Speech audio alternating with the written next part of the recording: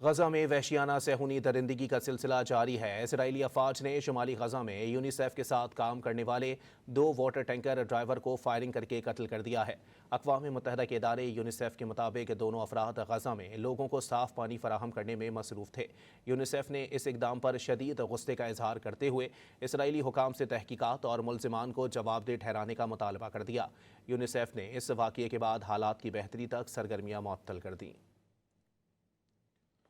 غزہ میں وحشیانہ صہیونی درندگی کا سلسلہ جاری ہے۔ اسرائیلی افواج نے شمالی غزہ میں یونیسیف کے ساتھ کام کرنے والے 2 واٹر ٹینکر ڈرائیور کو فائرنگ کر کے قتل کر دیا ہے۔